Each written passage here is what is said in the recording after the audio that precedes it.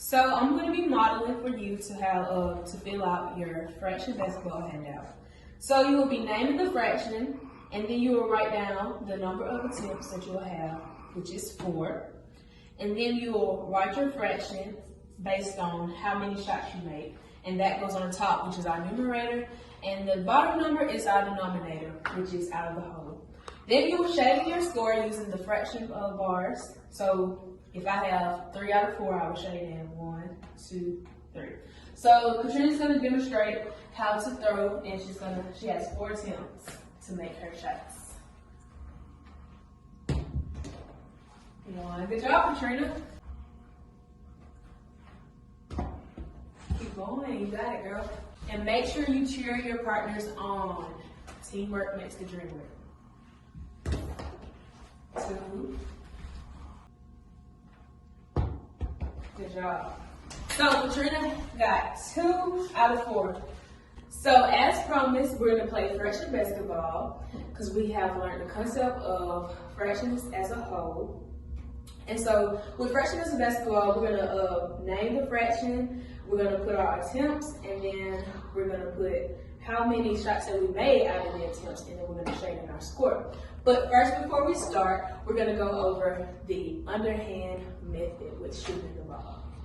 So we have our student Katrina here, and she's going to help us demonstrate so that when we start our lesson and our activities, we'll know what to do. During the game, Katrina got 2 out of 4. So we know that the top number is 2, and we learned about quarters, which is a fourth. So the name of this fraction will be 2/4. The number of attempts that was given to Katrina was 4. So then when we write out our fraction, our numerator 2, and then our denominator, which is 4. And when we shade in our scores, there's 2 parts out of 4, which is the whole. Like in the video, we're gonna face our target. So what is your target? A basket. Good job. So we're gonna step with our opposite foot. So if we're throwing with our dominant hand is our writing hand, and it's the hand that we write our pencils with. So you're gonna step with your opposite foot, and then you're gonna swing your throwing arm and follow through. So that is how you do an underhand throw. So I'm gonna demonstrate for you all so you can see. It's a way off. Thank you so much, Karina. So, like I said, so we're gonna use my throwing hand. This is my dominant hand because this is the hand that I write with. And I'm gonna step out with my opposite foot, and this is my target, which is the basket, and we're gonna throw and follow through. Oops, I didn't make it, but guys, we're gonna cheer us on. To end the lesson, we're gonna go over underhand once more.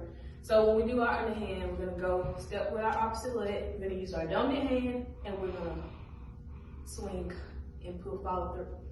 So next week, for our next lesson, we'll be going over overhand. And the importance of underhand is we have to learn that one before we learn our overhand. So when we swing, we're gonna step out, but instead of going under, we're gonna, so when we